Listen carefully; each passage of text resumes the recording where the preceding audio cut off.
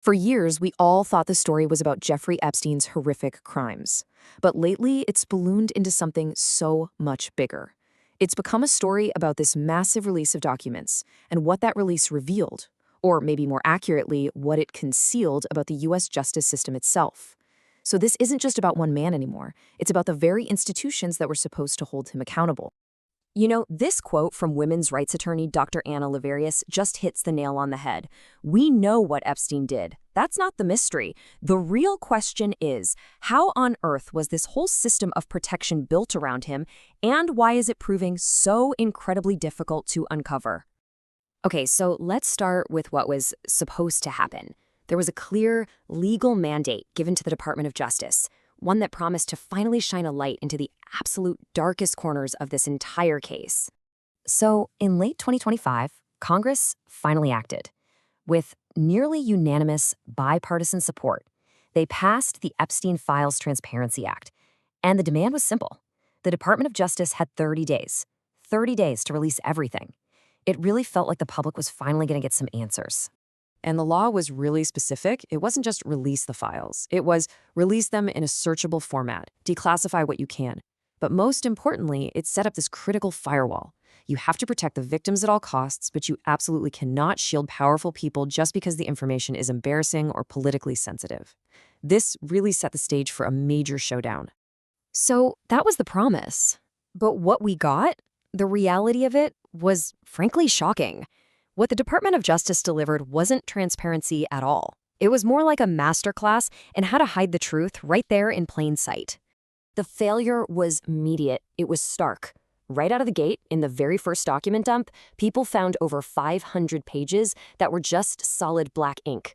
Entire documents, including critical grand jury materials, were made completely useless. Just a wall of reduction.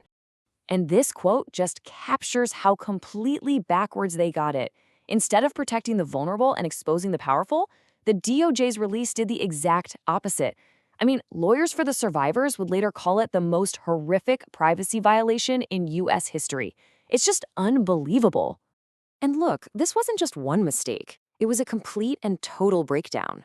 At least 43 victims had their full names exposed, nude photos were published with faces visible, the files were stuffed with thousands of pages of literal garbage, blurry photos of clouds and airplane windows, and to top it all off, the redaction methods they used were so old they were actually reversible.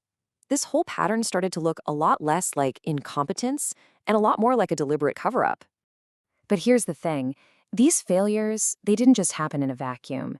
They were kind of the predictable result of a decades-long pattern of inaction by the very same agencies.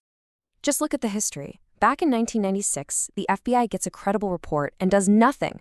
Fast forward to 2006, a grand jury is mysteriously put on hold. Then, 2008, you get that secret sweetheart deal that gives immunity not just to Epstein, but to his entire network. And even as late as 2011, a victim gives a detailed interview to the FBI and nothing.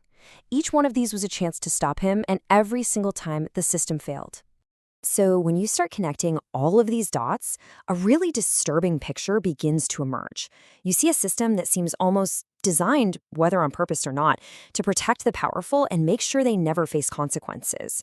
The contrast with what happened in Europe is just staggering. It's night and day. While the U.S. DOJ is closing its investigation, claiming, oh, we couldn't find a client list, you have authorities in Europe making high-profile arrests, launching formal investigations. Top officials were resigning. It made the total lack of consequences for American elites impossible to ignore.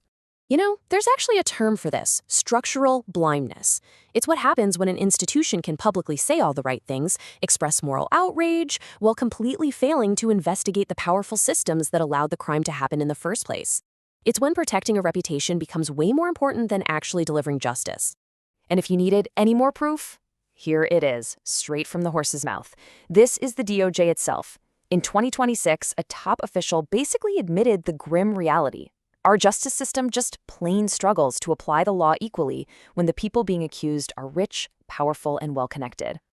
So what started as this big effort to get transparency on one man's crimes ended up putting the entire American justice system on trial, and it revealed some deep, deep cracks in its very foundation. This is really the ultimate takeaway here. The scandal isn't about Jeffrey Epstein anymore. It's become what some are calling a political autopsy of the U.S. justice system. It's this painful examination of a system where the law seems to bend for the powerful and accountability for the elite is the exception, not the rule. So the law demanded transparency, but the very institution tasked with enforcing that law failed. And it leaves all of us with this really haunting question. When the system that is supposed to provide accountability is the very thing that needs to be held accountable, where do we even turn?